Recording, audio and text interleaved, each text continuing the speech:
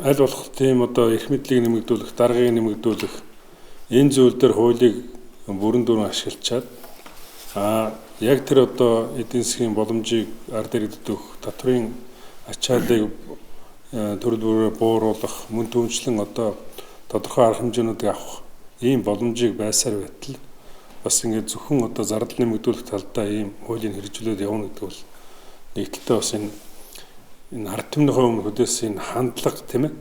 Энэ бид нар бол одоо энэ иргэдэд зовж гин, аж ахуй нэгжүүд татврын дарамтанд орж гин, тэгээд өртөө болж гин, үйл хаалгаа хааж гин. Энэ бүх зүйлийн хажуугаар гарчаад одоо энэ дэд сайд байна гэдэг энэ заалтыг ашиглаад одоо ингээд албан тушаалтнуудыг томлоод явж байгаа чинь бас энэ ард иргэдийн дургуслыг хүргэж байна. Энийг үл сонсон одоо томдгоо хийж байгаад нь одоо бүлгийн зүгээс энэ асуудал дээр анхаараач. Энэ дэд сайдраа татаачаа гэдэг ийм шаардлага тавьж байгаа. Бусдаар бол одоо ингээд энэ Монгол улс чинь хууль биелүүлдэг. Тэгээд одоо энэ асуудлыг одоо хууль бүх юмыг одоо хууль журмын дагуу явуулаад байгаа юм бас байхгүй байна шүү дээ.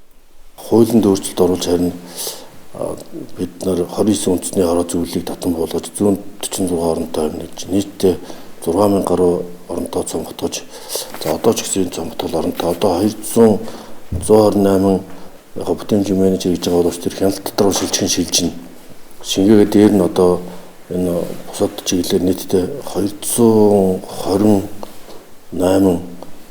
оронтой одоо цомготгох шийдвэр гаргаж эднээс бол шаардлагагүй бүтэмжгүй үр ашиггүй орон тоонуудыг цомготгох чиглэл тууштай засгийн газар явуулж байгаа. Та сайн мэдж байгаа. Энэ дээр бол за энэ засгийн газрын тухай бол та бүхний батал суурь.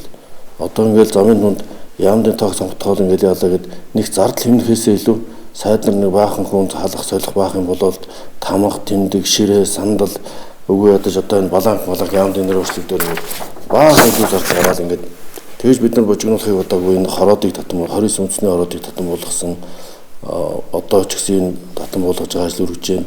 Компаниудыг ч гэсэн татан буулгах ажил үргэж байна. Энэ бас төрийн эмчийн компаниудын тухайлыг батлахгүй бол бас компаниуд одоогийн процессор бас бид нар амрах татан буулгах чинь 20 компани гэж утсан бас хэцүү юм байна. Одоо нэг техникэлж гэж үзэж байна. Тийм учраас та бүхнээс хүсэх зүйл энэ хүндрэлтэй байгаа үед бол бид эдийн засгийн хүндрэлийг төсөв санхүүгийн хүндрэлийг даван туулах ажлын төлөвлөгөө гаргаад ажиллаж байна. Тэр хүрээнд төрийн эмчийн компани тухайлыг баталж өгвөл бид нар бас энэ төрийн эмчийн компаниудад татан буулгах нэгдэх ажлыг илүү хялбар зохион байгуулах болцоолж байна.